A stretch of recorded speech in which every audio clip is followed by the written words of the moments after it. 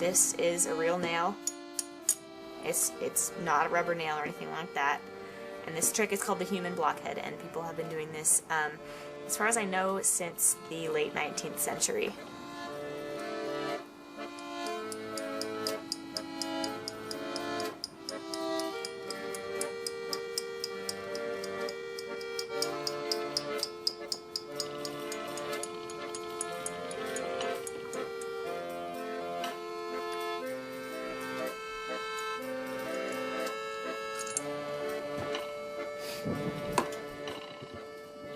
Well, I'm a sideshow historian. I work for the 999 Eyes, which is a locally based traveling circus sideshow that has real living human freaks. I paint banners in the old style. This is the one that I did in high school of conjoined twins who were separated and died. This is sort of a memorial. They both bled to death in the operation, during the operation. And I found it really, really sad that basically that anyone could be so unhappy with themselves that they would be willing to die to be different from the way they were born. To me, asexuality means that I am not interested in intercourse, in sexual intercourse. The boyfriend I had in high school, he pressured me a lot. And I felt really bad. I felt like, you know, I'm not, quote unquote, putting out, so he must be getting it from somewhere else. Like, I promised him that I would have sex with him on prom night. And that rolled around, and he, like, you know, leaned in, and I went in the bathroom and threw up because I was so terrified. I saw it as this hurdle that I would have to go through eventually. I thought I was going to have to go find a guy that I would never see again, get drunk, let him have sex with me, and then get up and leave.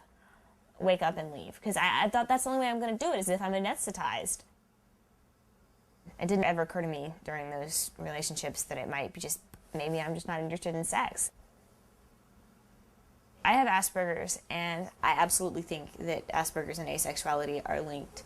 The number of people who have autism spectrum disorders on the asexuality message board is not anywhere near a proportional representation of the general population.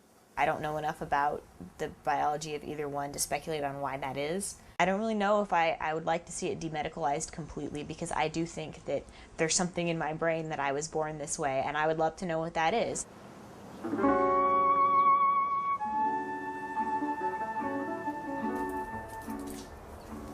We met online. We've known each other for about 8 years. And we completely got along so well. Like an old couple after meeting for a couple of days, just finishing each other's sentences and stuff. It was like one of those things where, like, we, you know, a lot of people don't really believe in, like, reincarnation or anything, but it seems like some people have been around more than once. And I got that from her, and I feel like I've known her, and, you know, we were together, like, probably in a past life or something like that. When I realized that I was asexual, I just told him that I wasn't interested in sex, and I think this is actually my orientation. And he's like, oh, that's cool, I'm not really interested in sex either. I'm not officially asexual, I just don't really find much interest in it. I'm relieved that I don't have to perform, because as being a male, there's this stigma of, you know, women have the stigma of having to put out. Men have an opposite but equal stigma of having to perform. How are we a couple as opposed to just friends who sleep in the same bed? Well, the easiest explanation is that we snuggle up together and hold hands and stuff in a way that I wouldn't feel comfortable doing with my friends. The fact that we're not having intercourse doesn't mean that we're not showing intimacy. You know, I'm a very touchy-feely person. I'm always, you know, sometimes I feel like I'm doing it too much, but yeah. I'm not real into kissing. I think it's kind of messy. I don't mind being touched, of course, but I don't really like kissing, and I mostly just, you know, kind of close my eyes and let it happen. But I know he likes it, so.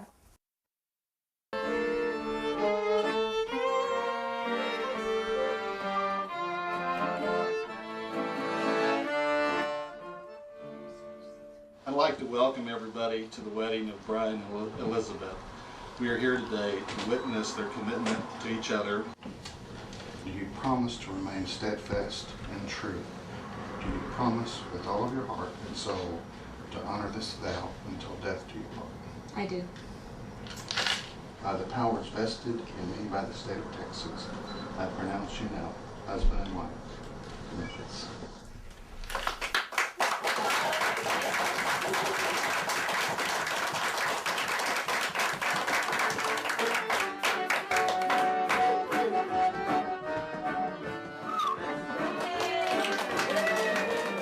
Issues with having people in my personal space, and the thought of sharing a bed with somebody was really kind of terrifying for me.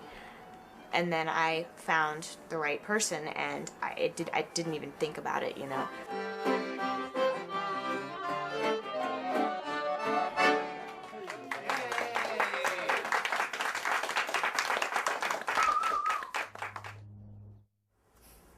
don't even remember eating any of that.